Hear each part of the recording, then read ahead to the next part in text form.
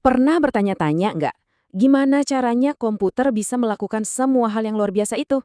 Nah, jawabannya, atau lebih tepatnya kuncinya, itu ada di sebuah bahasa yang super sederhana, tapi luar biasa kuat. Bilangan biner. Yuk, dalam beberapa menit ke depan, kita coba bongkar bahasa rahasia yang jadi otaknya dunia digital kita ini. Nah, ini dia kan misteri utamanya. Coba bayangin deh, gimana caranya mesin yang cuma ngerti dua hal, nyala dan mati, atau ya satu dan nol, tapi kok bisa menjalankan game yang super kompleks, bisa ngedit foto, bahkan bisa nyambungin kita semua ke seluruh dunia. Aneh kan? Yuk kita bedah lebih dalam. Oke, jadi kita masuk ke bahasa rahasianya komputer. Nah, untuk bisa paham, kita harus mundur sedikit, kembali ke dasarnya banget. Karena, mau secanggih apapun komputer yang Anda pakai sekarang, pada intinya, dia itu mesin yang sangat-sangat sederhana. Dia tuh nggak ngerti kata-kata, nggak ngerti gambar, yang dia tahu cuma instruksi-instruksi yang paling fundamental. Dan instruksi paling dasar itu, ya cuma ini. Coba deh bayangin, semua yang dilakukan komputer, dari mulai nampilin huruf A di layar, sampai muterin lagu favorit kamu, semuanya itu pada dasarnya cuma hasil dari jutaan, bahkan miliaran saklar super kecil yang lagi nyala dan mati.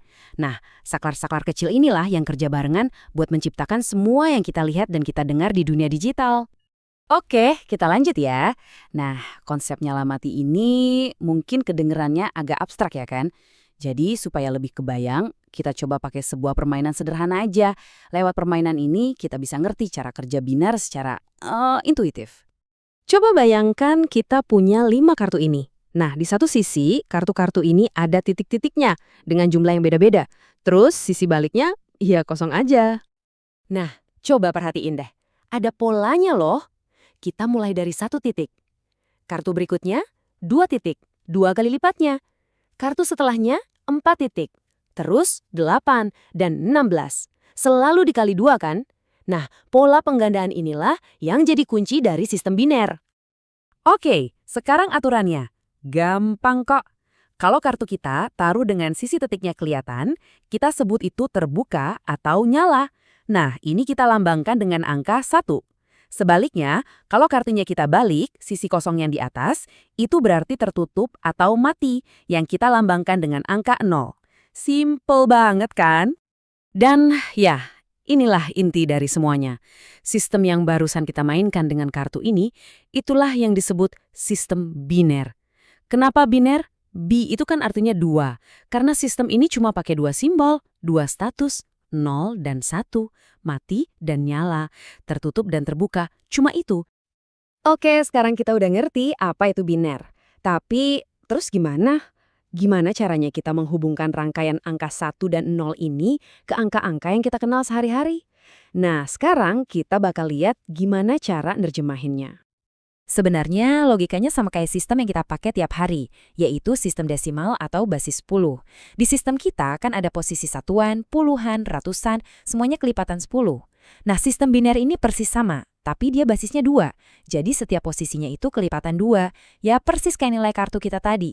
Ada posisi 1, 2, 4, 8, dan seterusnya. Biar lebih jelas, yuk kita lihat contohnya. Anggap kita punya urutan kartu kayak gini. Kartu 16 tertutup jadi kodenya 0, kartu 8 terbuka kodenya 1, kartu 4 dan 2 tertutup jadi 0 lagi dan 0 lagi. Dan terakhir, kartu 1 terbuka jadi kodenya 1. Nah, kalau digabung kita dapat kode biner 01001. Terus, ini angka berapa? Gampang banget, kita tinggal jumlahin aja nilai kartu-kartu yang kebuka. Berarti 8 ditambah 1. Hasilnya 9. Jadi 01001 dalam biner itu sama dengan 9 dalam desimal.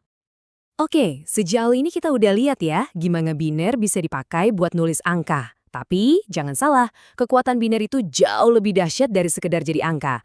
Biner ini adalah fondasi dari ya semua yang ada di dunia digital. Jadi biner itu cuma buat angka aja? Jawabannya jelas banget enggak. Kalau binar cuma bisa ngurusin angka, komputer kita ini yang nggak lebih dari sekedar kalkulator yang harganya selangit. Kenyataannya adalah setiap potongan informasi digital yang ada itu dipecah jadi kode binar ini. Dan disinilah letak keajaibannya. Coba pikirin deh. Setiap huruf yang kamu ketik di keyboard, setiap warna di sebuah foto, setiap nada dalam lagu yang lagi kamu putar, bahkan setiap frame di video ini, itu semua, tanpa terkecuali, diwakili oleh kombinasi unik dari angka 0 dan 1. Semuanya, pada akhirnya adalah biner. Oke, sekarang kita sampai di bagian terakhir, kekuatan dari kesederhanaan bit. Yuk kita lihat unit paling fundamental dari semua informasi digital, dan kita renungkan sebentar betapa dahsyatnya sistem yang super sederhana ini. Setiap satu buah 0 atau satu buah 1 dalam sistem ini punya nama. Namanya adalah bit. Ini singkatan dari binary digit. Gampangnya, anggap aja bit ini seperti atomnya dunia digital. Ini adalah unit informasi paling kecil yang bisa ada. Tentu aja, satu bit sendirian itu nggak bisa menyimpan banyak informasi. Maksudnya cuma bisa ya atau tidak, 1 atau 0. Makanya komputer mengelompokkan bit-bit ini. Dan pengelompokan yang paling umum adalah dalam satu set yang isinya 8. Nah, kelompok yang isinya 8 bit ini punya nama sendiri, byte. Dan ini kerennya, dengan cuma 8 bit kita bisa menciptakan 256 kombinasi unik dari 0 dan 1.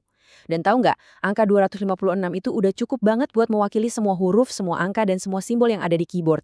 Faktanya, hampir setiap karakter yang Anda lihat di layar saat ini, itu disimpan sebagai 1 byte data. Jadi, kita kembali lagi ke ide awal kita tadi kan?